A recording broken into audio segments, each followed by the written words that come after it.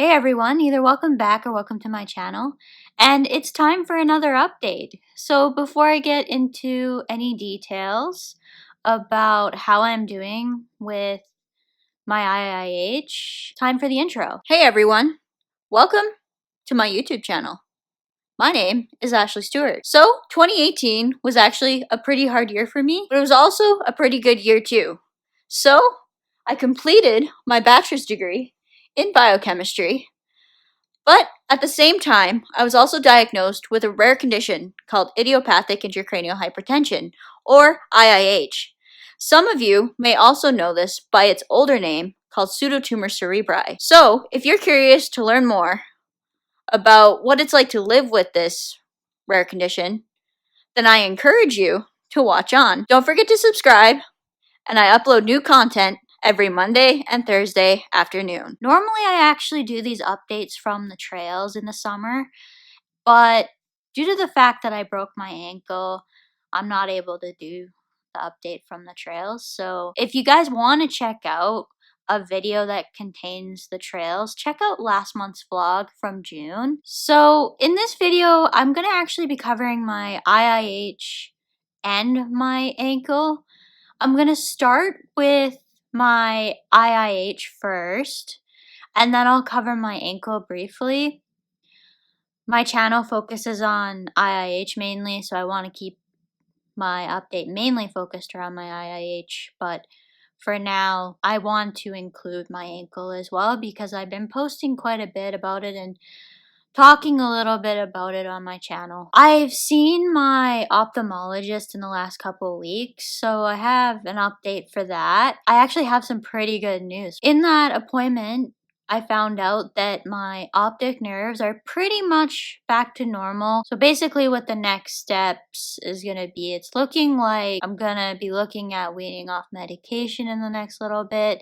I really don't know kind of what's going to be in the future for that because it's basically up to my neurologist on what happens from here, but basically my eyesight seems to be okay, and my neurologist does use that to judge how the condition is overall, so it looks like might be in for a little bit of a weaning off medication, which I can't wait for if that's the case. I'm very excited to have the possibility of just the thought about being on no medication after being on my acetazolamide for almost a year now. So I'm really happy about everything and looking forward to the next few months.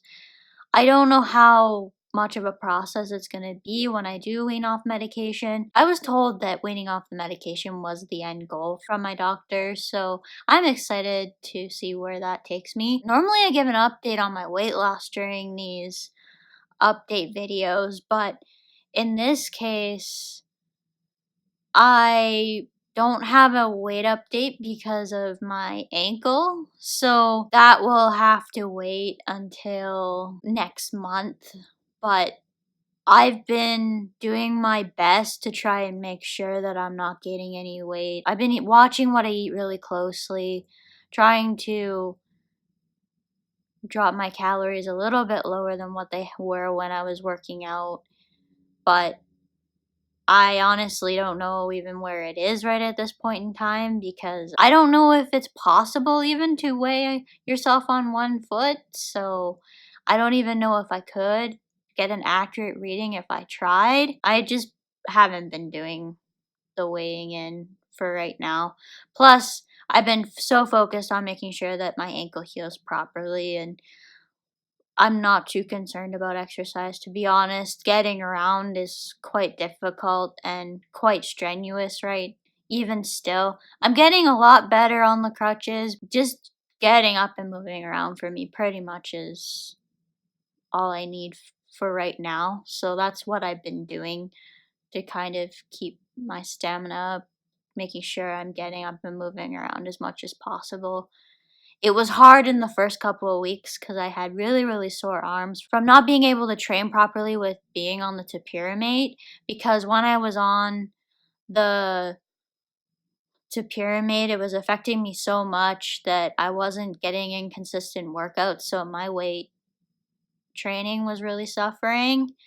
And obviously, you need to have the weight training in order to make sure that you build up your upper body strength. I'm happy that I had the weight training that I did though, because I think it made the transition onto crutches a little bit easier than what it could have been had I not been doing anything at all. Even with where I was, I don't think I had lost very much, and it still took me a couple weeks to get used to the crutches and using all my upper body strength and all that. Also, it's kind of relearning again how to use crutches. It has would have been 10 years since I broke my ankle this fall, so it's been quite a while since I've had to use crutches. So that's been quite the journey as well. My ankle has been quite good actually. As long as I keep it up, I really don't have much pain at all. I'm filming this on the Friday before this video goes live.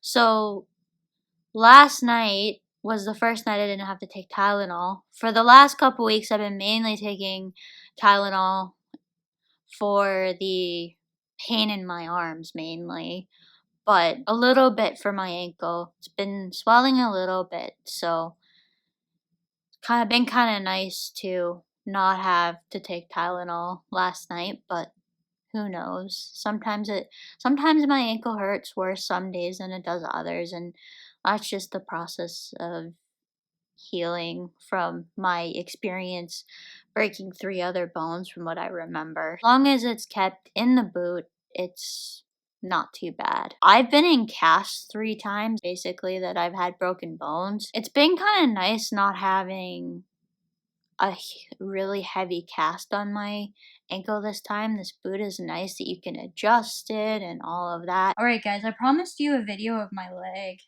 So here's my boot as I had talked about. And I've basically shown you how this works in my video about my broken ankle. It's about 7 minutes into that video that I mentioned about kind of how this boot works and exactly what this boot is. So it's called an air cast that they have me in. See my crutches right here.